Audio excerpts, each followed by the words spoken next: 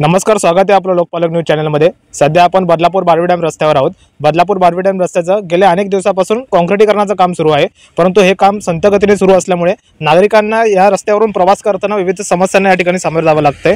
आपण बघितलं तर एक भाग काँक्रिटीकरण करून पूर्ण झालेला आहे आणि एका बाजूचं काम पूर्णपणे या ठिकाणी बाकी असल्याचं सध्या आपल्याला दिसून येतंय।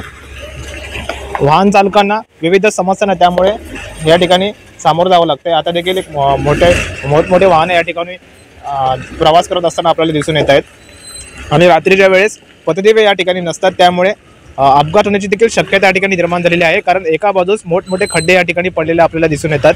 आता देखील अनेक नागरिक दुचाकी असू द्यात, चारचाकी असू द्यात किंवा रिक्षा चालक या ठिकाणी जात असताना आपल्याला दिसून येत आहेत। सध्या या रस्त्याचं काम महाराष्ट्र राज्य पायाभूत सुविधा विकास महामंडळ तर्फे सुरू आहे आणि हे काम खूप संथ गतीने सुरू असल्यामुळे इकडे जे स्थानिक नागरिक आहेत त्यांना विविध समस्यांना सामोरं जावं लागतंय।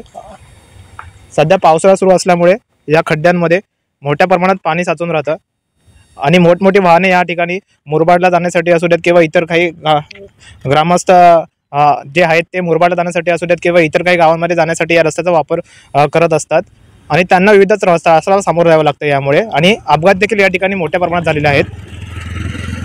2 दिवसांपूर्वीच या ठिकाणी अपघाताची घटना देखील या ठिकाणी होऊन गेली। जवळच या ठिकाणी समर्थ बैठक आहे, त्या ठिकाणी देखील अनेक नागरिक श्री सदस्य या बैठकीला जात असतात आणि त्यांना देखील मोठ्या प्रमाणात विविध समस्यांना यामुळे सामोरं जावं लागतंय। तरी लवकरात लवकर या रस्त्याचं काम करून घ्यावं अशी मागणी आता स्थानिक नागरिकांनी केली।